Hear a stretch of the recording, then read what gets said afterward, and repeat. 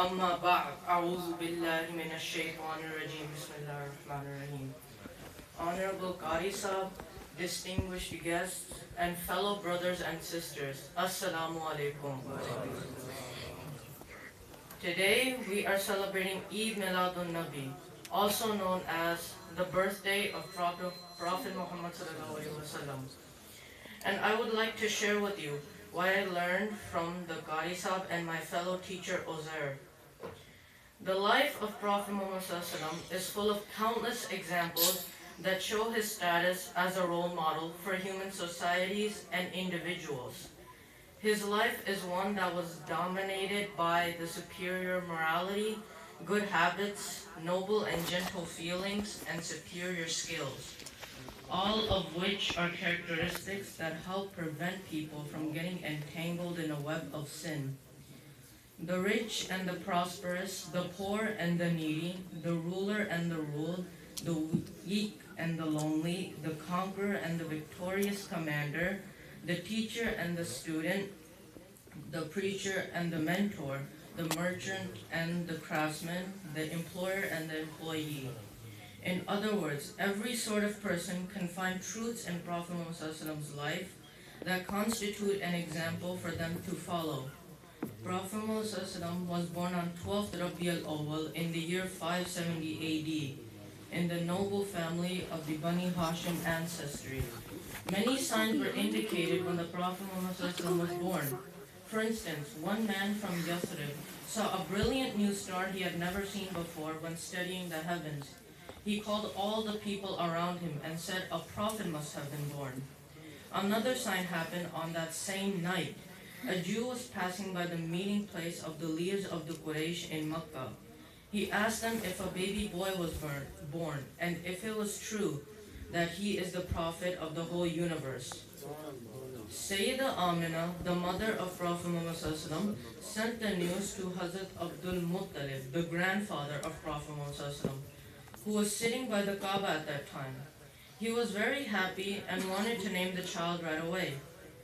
6 days came and Abdul Muttalib hasn't decided on a name. However, on the 7th day, when Hazrat Abdul Muttalib was asleep by the Kaaba, something happened. He had an unusual dream that he should name the child Muhammad sallallahu alaihi wasallam, and Sayyida Amina dreamt the same thing too. So the baby was named Muhammad sallallahu alaihi wasallam, which means praised one. The father of Hazrat Abdullah of Prophet Muhammad ﷺ passed away before he was even born. Then his mother took him to a desert, and in the desert were women who take the children and nurture them until they grew strong.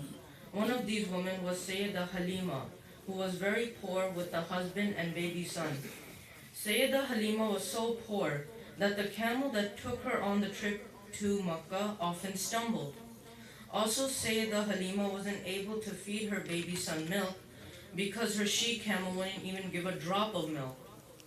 When she arrived at Makkah, many women who belonged to Halima's tribe, the Bani Sa'd, already have a baby except Sayyida Halima. There was only one baby left, and that was Muhammad sallallahu alaihi wasallam. And since his father died, nobody could pay Sayyida Halima for her duty. So she thought, how am I going to take care of this child if I can't even take care of my own baby son? So she asked her husband if she should take the child or not, and her husband said yes. Then Sayyida Halima took Prophet Muhammad sallallahu alaihi wasallam, and as soon as she fed Prophet Muhammad sallallahu alaihi wasallam, her milk increased. Then everything changed. The land became green, there were date trees everywhere, and they had lots of fruit.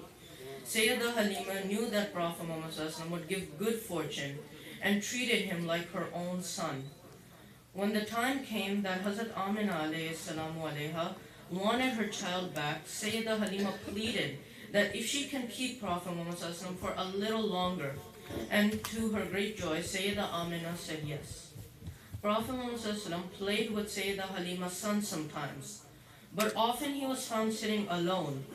On one occasion, two angels came in front of Prophet Muhammad sallallahu alaihi wasallam, bringing him to the ground and slit his chest open and took out his heart. Then one angel took out a piece of his heart. The angel washed it off with a basin made of gold with Zamzam water and sealed his chest and returned him back to normal. Then, after a year, Prophet Muhammad returned to his mother when he was 3 years old and never forgot the moments he had with Sayyidah Halima.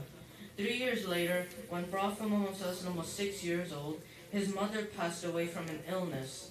Prophet Muhammad was then adopted by his grandfather, Hazrat Abdul Muttalib, who loved him very dearly and always kept him by his side.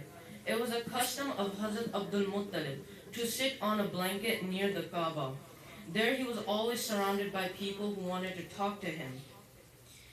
No one was allowed to sit on Hazrat Abdul Muttalib's blanket except Prophet Muhammad ﷺ, which shows their love for each other and affection as a grandfather to grandson.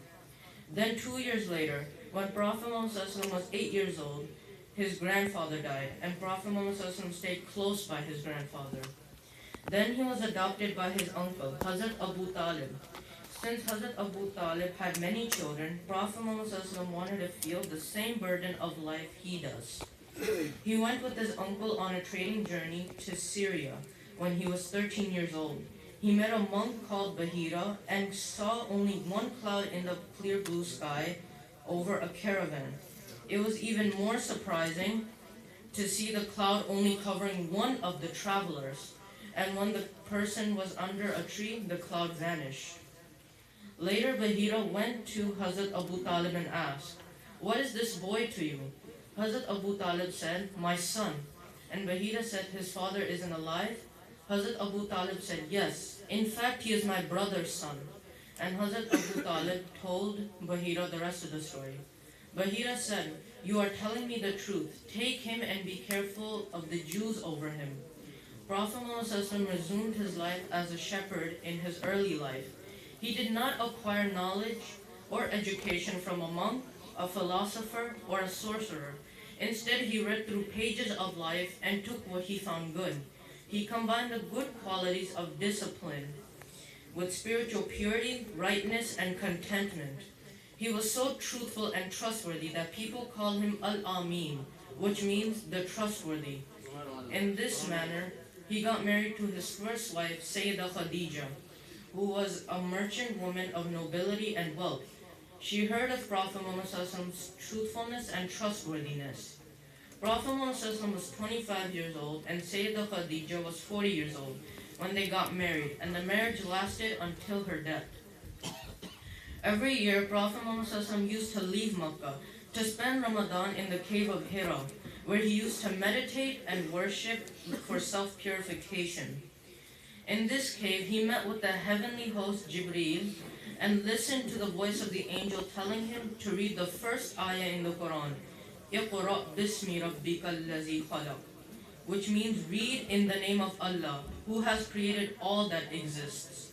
He read it, and first he announced his prophethood to Sayyidah Khadija, who became known as the first woman of Islam. Then he announced his prophethood to the world. However, people of the Quraysh rejected him, except a few people. Then the leaders of the Quraysh decided to prosecute any person who ever became a Muslim. Prophet Muhammad is the best role model for all humankind. Among his outstanding virtues and characteristics, he is an extraordinary husband, a perfect father, and a unique grandfather. He was also a great statesman, judge, and spiritual leader.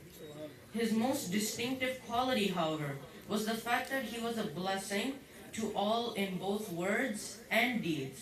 He infused justice, love, and dignity in all those around him. He spread the power of brotherhood to the extent that it became exceptional in human history.